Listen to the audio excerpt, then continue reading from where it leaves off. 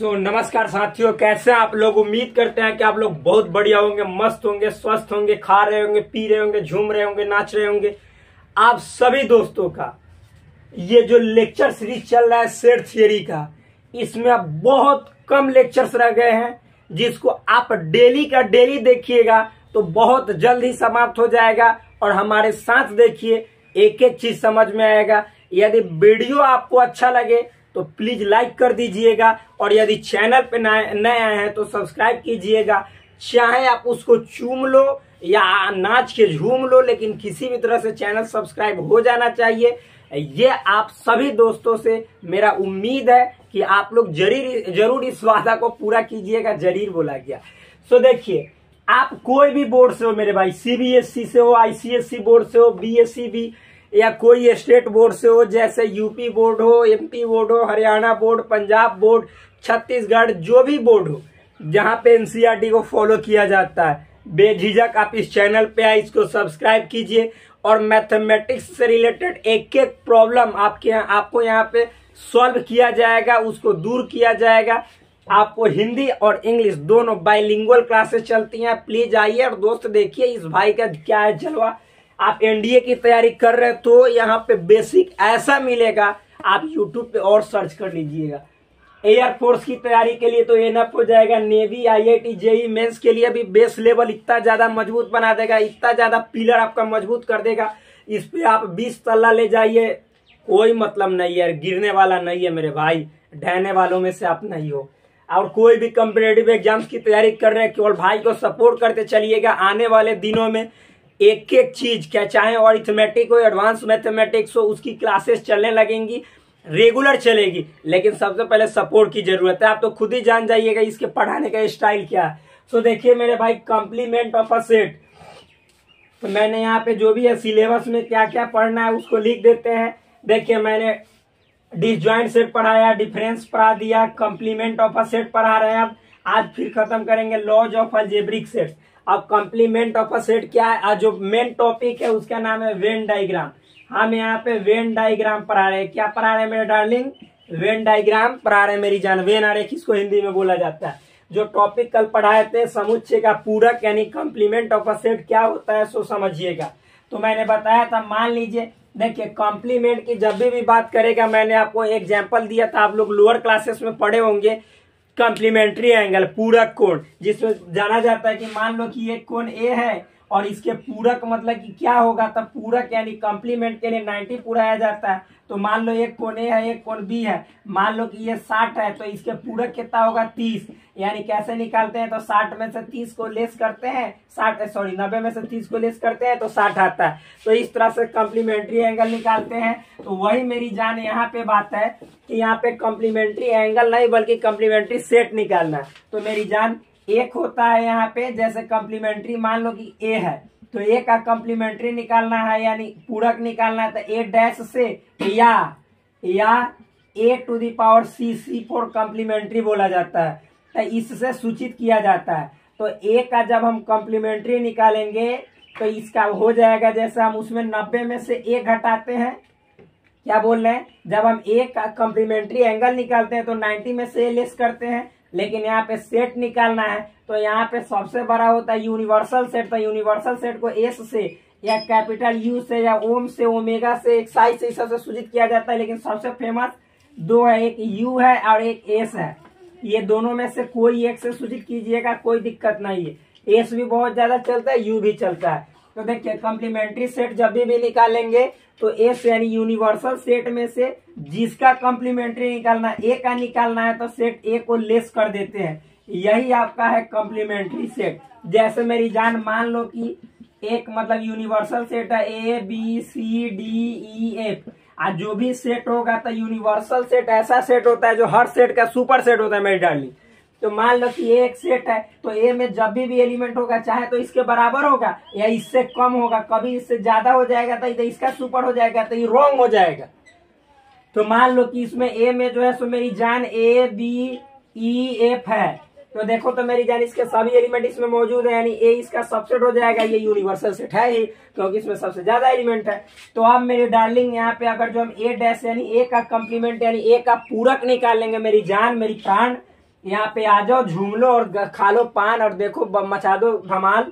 देखो तो ए डैश यानी मैंने क्या बोला, एस में से ए को लेस कर देना। एस क्या है मेरी डार्लिंग, ए है, बी है, सी है, डी है, ई है, एफ है, और माइनस इसमें से लेस करो मेरी जान। ए क्या है, ए बी ई और एफ, इसको लेस करोगे तो देखो डार्लिंग क्या बच जाएगा। ए लेस करने का मैंने नियम बताया कि जो कॉमन है उस कॉमन, दोनों में कॉमन देखो, इसमें जितना है उस कॉमन को इसमें से छाड़ दो, इसमें जितना बच रहा है उसको लिख दो, क्योंकि एस में से लेस करना है, जो कि already difference of a set में मैंने पढ़ाया था। तो मेरी जान ए है तो ए इसको ठेल दो भीतर, इसको भी ठेल दो, इसको भी ठेल दो, इसको भी तेल लगा के ठेल दो। बचेगा क्या यहाँ पे, सी बचेगा और डी बचेगा। यही हो जाएगा आपका कंप्लीमेंट ऑफ अ सेट ए। तो मतलब कि ए का क्या हो जाएगा, ये कंप्लीमेंट हो जाएगा, यानी कंप्लीमेंट ऑफ सेट ए, यानी ए का पूरक समुच्चय, ए का पूरक समुच्चय। यही है मेरी जान ए का पूरक समुच्चय। नीचे वाला दिखलाई दे रहा है कि ना, देख ले रहे एक बार, दिखलाई थोड़ा सा मतलब कि आप लोग समझ जाइएगा, दिखलाई नहीं दे रहा है लेकिन ए का पूरक समुच्चय लिखा हुआ है। ठीक, अब हम लोग आते हैं, यानी कंप्लीमेंट ऑफ अ सेट ए लिखा हुआ है, तो ये समझ में आ गया मेरी जान। अब नेक्स्ट देखिए, यहाँ पे बढ़ते हैं, जैसे समझना। तो ये आप लोग लिख लिए। एक और एग्जांपल लेते हैं। मान लो कि एस बराबर दिया हुआ है 1 2 4, मान लो 6 7 8। अब मान लो कि एक सेट है बी, तो मान लो यहाँ पे चाहे एक कुछ भी लो, कोई दिक्कत नहीं है, ए बी कुछ भी। मान लो कि यहाँ पे दिया हुआ है 4 6 7 8 दिया हुआ, कह रहा है कि ए का कंप्लीमेंट ज्ञात करना है, तो एस में से ए को लेस कर देंगे। तो एस है क्या मेरी जान, 1 2 4 6 7 8, माइनस इसमें से लेस करेंगे 4 6 7 8। देखो तो इसमें से सबसे पहले कॉमन देखो 4, तो 4 को हटा देंगे, ठेल देंगे, इसको 6 को भी, इसको भी साइड कर देंगे, इसको भी नोच के फेंक देंगे। तो बचेगा इसमें क्या मेरी जान, तो बचेगा 1 2, यानी यहाँ पे जो ए का कम्प्लीमेंट्री हो गया वह 1 2 हो गया, यानी इसको बोलेंगे हम लोग कंप्लीमेंट ऑफ सेट ए, यानी ए का पूरक समुच्चय। क्या, ए का पूरक समुच्चय हो गया। आप देखो मेरी जान, अब ए का पूरक समुच्चय में क्या आएगा, तो नॉर्मल है, ए के जब पूरक निकाल रहे हैं तो ए का एलिमेंट नहीं आ रहा है, बल्कि ए के छोड़ के एस में जितना बच रहा है, मतलब ए वाला एलिमेंट छोड़कर और एस में जितना बचेगा वो सब आ जा रहा है। यानी जब इसको हम लोग प्रतीकात्मक रूप में, यानी सेट बिल्डर फॉर्म में इसको लिखेंगे, पूरक समुच्चय को, कंप्लीमेंट ऑफ अ सेट को, तो कैसे लिखेंगे वो समझना है। देखो डार्लिंग, यहाँ पे हम सेट बिल्डर फॉर्म में इसको लिखने जा रहे हैं, सेट बिल्डर फॉर्म। तो यहाँ पे हम ए डैश सेट बिल्डर फॉर्म में लिखेंगे, तो ए डैश में क्या हो जाएगा, एक्स सच डेट एक्स। एक्स किसका सदस्य होगा, तो देखो मेरी डार्लिंग 1 2 किसमें, एस का सदस्य होगा, एस का सदस्य होगा, और एक्स सदस्य नहीं होगा ए का। मतलब समझो मेरी डार्लिंग, ए में जितना होगा 4 6 7 इस सबको इसमें से, और यानी उसको साइड कर देंगे सेम वाला को। अब बाद बाकी जो एस में बच जाएगा, तो 4 6 7 8 को साइड करके एस में जो बचा 1 2, यही तो इसका ए का कंप्लीमेंट हो जाएगा, यानी ए का पूरक हो जाएगा, जो कि 1 2 हो गया। कहने का मतलब है ये आपका सेट बिल्डर फॉर्म है। इसी को हम लोग ऐसे लिख सकते हैं, क्या लिख सकते हैं कि एक्स वही बिलोंग्स टू होगा ए डैश में।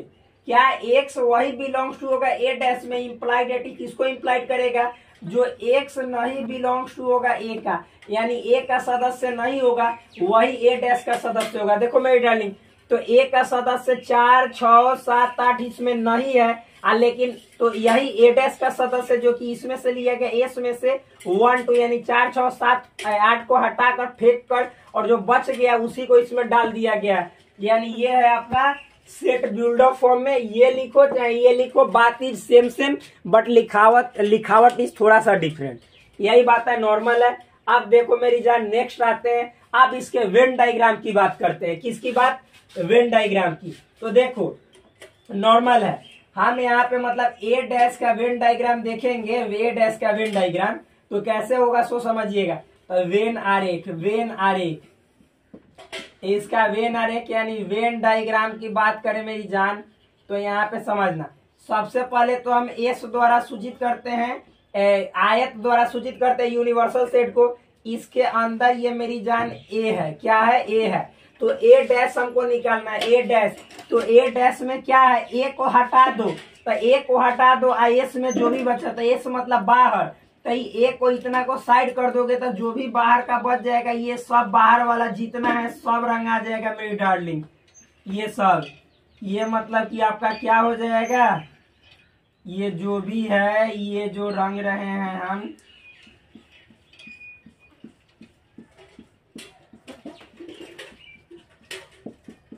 ये ए है, ये जो है रंगा हुआ ये ए डैश है, यानी ए को छोड़कर ये हो जाएगा ए डैश। क्या हो जाएगा, ए डैश का रिप्रेजेंटेशन है। आप लोग बेस्ट तरीका से कीजिएगा, हमें उम्मीद है। ये ए डैश में ए को छाड़ देंगे, बाद बाकी जितना जो ए में एस में बचा उसको रंग देंगे। यही ए डैश का वेन आरेख है, यानी वेन डायग्राम है। नॉर्मल है मेरी डार्लिंग, अब इतना समझ गए। अब हम लोग आगे बढ़ते हैं, क्या, अब आगे देखते हैं क्या है क्या नहीं है। इतना तो समझ में आ गया होगा मेरी जान। अब नेक्स्ट देखो, नेक्स्ट में क्या है, तो देखो अब मतलब कि आपने डिसजॉइंट सेट कल मैंने पढ़ाया, डिफरेंस सेट, कंप्लीमेंट पढ़ा दिया। अब पढ़ा रहे लॉज ऑफ अलजेब्रिक सेट्स या लॉज ऑफ अलजेब्रिकल सेट्स। ठीक, यहाँ पे थोड़ा सा इंक डाल लेते हैं, इंक बार बार खत्म हो जाता है, मार्कर बदलना है, ये बात फिक्स है।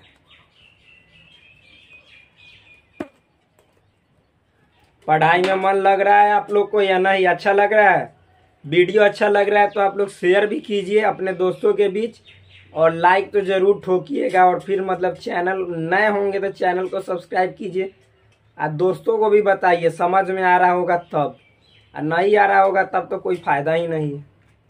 क्या, कमेंट भी कीजिए वीडियो से रिलेटेड कि जो कैसा आपको वीडियो लग रहा है, अच्छा लग रहा है तो ठीक है, नहीं लग रहा है तो फिर भाई अब क्या कह सकते हैं, लेकिन सजेस्ट जरूर कीजिएगा कि कैसे मतलब कि वीडियो सही है या गलत है। मतलब समझने के फिराक से बोल रहे हैं, समझने के मायने से।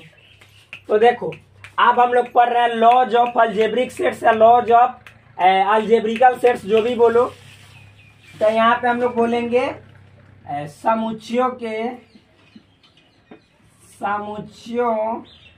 के बीज गणित, या इसी को बोला जाता है संक्रियाओं के नियम, ये टॉपिक है। यानी हम लोग बोले तो लॉज ऑफ अलजेब्रिकल, बोलिए अलजेब्रिकल या ऑपरेशनल सेट, ठीक है, सेट्स जो भी बोलिए, यानी जो भी ऑपरेशन से या फिर अलजेब्रा से रिलेटेड नियम है जो सेट के, समुच्चय के, यानी बीजगणित जो देखो भाई बीजगणित में भी नियम होता है, और उसी तरह से समुच्चय का बीजगणित में क्या नियम है उसको देखेंगे। यानी समुच्चय से रिलेटेड जो बीजगणितीय नियम अलजेब्रिकल लॉज है उसको यहाँ पे देखने का प्रयास करेंगे। कुछ नियम है इंपॉर्टेंट है, ये आप लोग को देखना है, ये कॉम्पिटिटिव एग्जाम में पूछ देता है कि इसको कौन सा नियम कहते हैं। तो पहला हम लोगों को पढ़ना है मेरी जान वर्गसम नियम। क्या, वर्गसम नियम, जिसको इंग्लिश में बोला जाता है, क्या बोला जाता है, आइडेम्पोटेंट लॉ। ठीक, ये क्या होता है, अब इसको हम लोग यहाँ पे धांसते हैं, यानी तोड़ देते हैं, इसका पर्दाफाश करते हैं। देखो इसकी जवानी को बर्बाद कर देते हैं। इसमें पहला फॉर्मूला है मेरी जान, देखो वर्ग मतलब होता है क्या, एक तरह से स्क्वायर हम लोग ऐसे बोलेंगे, तो सम मतलब समान। यानी यहाँ पे देखना, हम अभी लिखेंगे फॉर्मूला तो खुद समझ में आएगा। ए, मान लो ए कोई सेट है, तो ए और इंटरसेक्शन ए, क्या बोले, ए इंटरसेक्शन ए बराबर ए। 2 number formula A union A बराबर ए। मतलब समझना, जब आप ए यानी वर्ग मतलब स्क्वायर यानी दो बार ए को लीजिएगा और उसमें इंटरसेक्शन कीजिएगा तो आंसर सम यानी सेम आएगा, जो कि ए ही आएगा। अब इस नियम को हम यहाँ पे प्रूफ करते हैं। देखो मेरी जान, प्रूफ कैसे करते हैं, मान लो कि ए बराबर आप 1 2 3 ले लिए, और हाँ मतलब ये सब जो ए यूनियन ए बराबर ए या ए इंटरसेक्शन ए बराबर ए, इसको आइडेम्पोटेंट लॉ बोला जाता है। ये आपको कंपेटिटिव एग्जाम्स में कभी कभी पूछ लेता है कि ऐसा दे देगा, बोलेगा किस नियम के तहत है, तो वर्कसम नियम यानी आइडेम्पोटेंट लॉ के तहत। बहुत सारा नियम अभी पढ़ाएंगे, तो अभी देखना ध्यान से, मेरी जान समझना। इसको मतलब कि आप सेट बिल्डर मेथड से भी प्रूव कर सकते हैं कि ये कैसे होता है, लेकिन जब आप प्रतीकात्मक विधि यानी सेट बिल्डर मेथड से पढ़िएगा तो आपका माइंड काम करना बंद कर देगा। इसलिए हम एग्जाम्पल दे दे के प्रूव कर रहे हैं, ताकि आप लोग का माइंड इतना ज्यादा रिफ्रेश हो जाएगा, इतना ज्यादा शानदार हो जाएगा कि आप लोग को और ज्यादा पढ़ने का मजा आएगा, मन करेगा। देखना अभी समझ में आएगा कैसे। तो ए मैंने सेट ले लिया 1 2 3। अब ये इसमें एलएचएस देखो, एलएचएस क्या है आपका मेरी जान, ए इंटरसेक्शन ए। तो ए आपका है 1 2 3 और इंटरसेक्शन का साइन दो, फिर ए है 1 2 3। आप दोनों में आप कॉमन देखोगे, इंटरसेक्शन का मतलब कॉमन था, पूरा 1 2 3 है। अब बताओ 1 2 3 को आपने ए माना है, तो इसके बदले ए नहीं लिख सकते हैं, यानी ये देखो तो आरएचएस आपका आ गया, प्रूव्ड हो गया।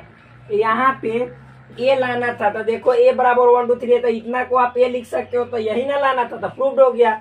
तो ये हो गया। अब इसको मिटाते हैं और फिर इसको प्रूव करते हैं। ये पहला प्रूव्ड हो गया, अब सेकंड को प्रूव करते हैं मेरी जान।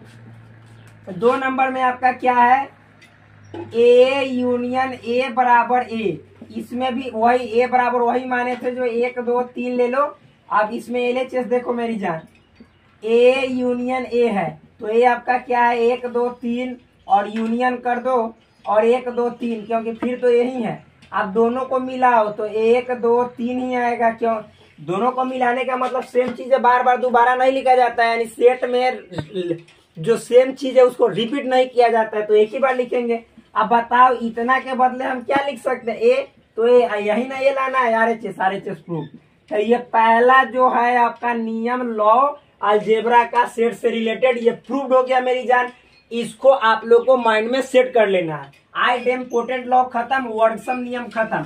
अब दूसरा नियम हम लोग चलते हैं जो कि है तत्समक नियम। क्या है, तत्समक नियम। तत्समक नियम जिसको इंग्लिश में बोला जाता है मेरी darling identity law. Identity law, ये अपनी आइडेंटिटी से मत समझ लीजिएगा, ये सेट की आइडेंटिटी है।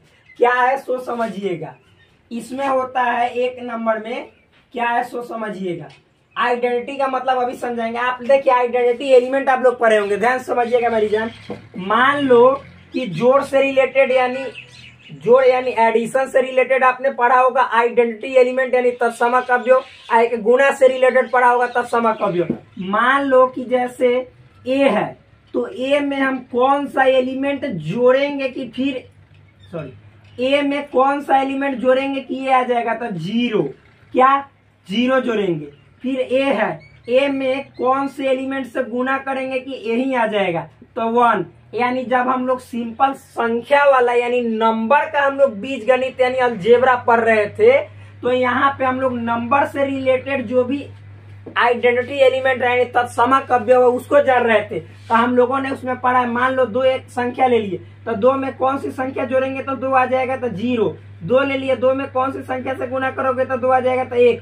यानी जोड़ के लिए क्या पढ़े थे हम लोग, संख्या में जोड़ के लिए जो तत्समक अवयव पढ़े थे, तत्समक अवयव इंग्लिश में इसको बोलेंगे कि आइडेंटिटिव एलिमेंट फॉर एडिशन।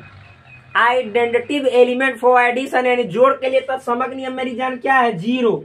यहाँ पे फिर गुणन के लिए, गुणन या गुणा जो भी बोलिए, गुणन के लिए तत्समक अवयव, गुणन के लिए तत्समक अवयव। तो मेरी जान मेरी डार्लिंग यहाँ पे गुणन के लिए तत्समक अवयव क्या है, 1। यानी कोई भी संख्या में कौन ऐसी संख्या है जिससे गुणा किया जाए तो सेम संख्या प्राप्त होती है, तो 1 से। तो गुणन के लिए तत्समक अवयव 1 होता है। यानी आइडेंटिटिव एलिमेंट्स फॉर मल्टीप्लीकेशन इज 1, यानी गुणन के लिए तत्समक अवयव 1। तो उसी तरह से यहाँ पे सेट में पढ़ना है कि जो तत्समक एलिमेंट है, जो तत्समक नियम है, यहाँ पे नियम पढ़ना है क्या है। तो देखना मेरी जान, मान लो कि यहाँ पे ए है, सेट ए है, और फिर ए में आप यहाँ पे यूनियन लगा रहे हो, तो यहाँ पे ए में यूनियन लगा रहे हो, तो यहाँ पे क्या ऐसा साइन दोगे जो कि फिर ए आ जाएगा। तो 2 सेट होता है, एक होता है यूनिवर्सल सेट, इसी दो को लेकर चलना है, यूनिवर्सल सेट, और एक होता है इम्पटी सेट। क्या? Empty set. तो देखना मेरी जान, तो यूनियन के लिए ए में क्या यूनियन दोगे कि ए ही आ जाएगा। तो जब ए में आप फाई का यूनियन यानी ए और फाई का यूनियन करोगे तो ए ही आएगा। और दूसरा नियम है ए इंटरसेक्शन यूनिवर्सल सेट, यानी सेट ए और यूनिवर्सल सेट में अगर जो इंटरसेक्शन की बात आएगी तो अब यहाँ पे आपका ए आएगा। यानी कहने का मतलब है कि कोई सेट ए है, ए लेकर चले हैं, ए ही लाना है और यूनियन देना है तो फाई लगाओगे तब ए आएगा। अब कोई सेट ए है और आपको यही लाना है तो इंटरसेक्शन में आप यहाँ पे यूनिवर्सल सेट डालोगे तब ए आएगा। अभी देखना, इसको प्रूव करते हैं हम। इसी को बोला जाता है आइडेंटिटी लॉ। क्या है? मान लो कि इसमें देखो एक एस है, एस मतलब यूनिवर्सल सेट, 1 2 3 4 मान लो 5, ए मतलब होता है एस का सबसेट होगा, यानी 1 2 मान लो 3 ले लिए, ये नॉर्मल है। अब देखो मेरी जान, प्रूफ करते हैं एक नंबर को। क्या है? A union phi. A union phi, ये एलएचएस लेकर चलते हैं एक नंबर के लिए। ये एक नंबर है, ए यूनियन फाई बराबर ए, इसको प्रूव करते हैं। तो एलएचएस में क्या है मेरी डार्लिंग? ए यूनियन फाई। तो ए का मतलब हो गया क्या? 1 2 3। यूनियन फाई का मतलब होता है खाली। तो बताओ, यूनियन मतलब दोनों में जोड़ना। तो जब 1 2 3 में आप खाली जोड़ोगे तो 1 2 3 तो आएगा, 1 2 3, यानी यूनियन का मतलब इसके भी एलिमेंट को लिख दो, इसके भी एलिमेंट को। तो इसके पहले एलिमेंट का लिख दिए, इसका एलिमेंट नहीं है तो बस छोड़ देंगे। यानी इतना के बदले हम क्या लिख सकते हैं? 1 2 3। तो 1 2 3 के बदले तो यही लिख सकते हैं। तो देखो मेरी जान, यहाँ पे आपने एलएचएस लेकर चला था, इतना लेकर चला था, और आरएचएस में फिर आपका ए के बराबर नहीं आ गया, यानी ये आरएचएस प्रूव्ड हो गया। तो ये आपका हमने प्रूव कर दिया आइडेंटिटी लॉ, ये वाला। अब नीचे वाला प्रूव करें, इसको अभी मिटा दे रहे हैं ताकि आप लोग फिर से मतलब साफ साफ अगला बनाएंगे तो उतारिएगा। तो इसको लिख लीजिएगा, उतार लीजिएगा। अब देखो मेरी जान, अब 2 नंबर क्या है आपका? 2 नंबर ए इंटरसेक्शन एस, यानी यूनिवर्सल सेट बराबर एस। तो एलएचएस लेकर मेरी जान चल रहे हैं। एलएचएस में ए इंटरसेक्शन एस है। ए का मतलब क्या हुआ? 1 2 3, और इंटरसेक्शन एस का मतलब क्या हो गया मेरी जान? 1 2 3 4 5। अब दोनों में इंटरसेक्शन का मतलब होता है जो दोनों में कॉमन है उसी को लिखेंगे। तो मेरी जान 1 2 3, 1 2 3 यही ना कॉमन है, और कोई तो कॉमन नहीं, तो 1 2 3। अब बताओ कि 1 2 3 के बदले मैंने यहाँ पे क्या लिखा है? ए लिखा है, तो ए लिख देंगे। ए लाना था आरएचएस में, तो ये भी आरएचएस प्रूव्ड हो गया। नॉर्मल है मेरी जान, देख रहे हैं दिखाई दे रहा है कि नहीं? हाँ दिखलाई दे रहा है, थोड़ा सा नीचे हो जाए लेकिन दिखलाई दे रहा है, ये नॉर्मल है। तो ये सेकंड लॉ यानी तत्समक नियम खत्म हो गया मेरी जान। एक बार देखते हैं कि दिखाई फिर से अच्छा से दिखाई दे रहा है, कोई समस्या नहीं है देखने में। तो ये नियम खत्म हो गया। अब हम लोग तीसरा नियम यानी जो अलजेब्रा से रिलेटेड है, सेट के बारे में, वो तीसरा नियम देखते हैं मेरी जान। ये उतार लीजिए तेजी में। ठीक, तीसरा नियम क्या है सो देखिएगा। तीसरा नियम आपका है कम्यूटेटिव लॉ। इसको बोलते हैं क्रम विनिमय नियम। क्रम विनिमय नियम, यानी इसको बोला जाता है इंग्लिश में एक सेकेंड, कम्यूटेटिव लॉ। इसको बोला जाता है मेरी जान कम्यूटेटिव लॉ। ये क्या होता है कम्यूटेटिव लॉ? कम्यूटेटिव लॉ हमेशा 2 सेट पे काम करता है। मान लो कि एक सेट लेट, यानी माना, क्या माना? तो एक कोई ए एंड बी, यानी ए और बी क्या है? 2 को सेट है, 2 सेट्स, यानी 2 समुच्चय, इसको मान लिया हमने। ठीक, ये 2 समुच्चय, तब कम्यूटेटिव लॉ क्या होता है? तो देखो पहला इसमें कहेगा ए यूनियन बी। क्रम विनिमय मतलब अगर जो क्रम भी बदल दोगे यानी बी यूनियन ए, तो अभी भी ये क्या होगा? दोनों बराबर होगा, इसी को कम्यूटेटिव लॉ बोला जाता है। दूसरा ए इंटरसेक्शन बी या बी इंटरसेक्शन ए, ये भी दोनों बात बराबर है, इसी को बोला जाता है कम्यूटेटिव लॉ यानी क्रम विनिमय नियम। ये दोनों को आप प्रूव करेंगे। आपने संख्या में पढ़ा होगा मेरी जान कि मान लो कि ए प्लस बी या बराबर बी प्लस ए, इसको कम्यूटेटिव लॉ। ए मतलब मान लो कि 4 और बी मतलब 2, तो यहाँ पे b के बदले 2 माना है तो 2 बड़ी, a के बदले 4, तो 4 में 2 जोड़ो तब 6 आएगा, चाहे 2 में 4 जोड़ो तो 6 आएगा। तो ये जोड़ के लिए कम्यूटेटिव लॉ सही होता है। लेकिन आप यही मेरी जान अगर जो घटाव की बात करोगे यानी सब्ट्रैक्शन की बात करोगे तो मान लो कि ये बराबर आपने 2 माना था, b बराबर 4 माना था, तो देखो मेरी जान यहाँ पे तो जब a माइनस बी करोगे या b माइनस से तो घबरा जाएगा, दोनों बराबर नहीं आएगा। a का मतलब 2 में से 4 घटाओ, अब b का मतलब है 4 में से 2 घटा, तो 2 में से 4 घटाओगे -2, 4 में से 2 घटाओगे तो दोनों बराबर क्या है, नहीं आया। यानी घटाव के लिए यानी सब्ट्रैक्शन के लिए कम्यूटेटिव लॉ कभी भी ट्रू नहीं होता है, यानी सत्य नहीं होता है।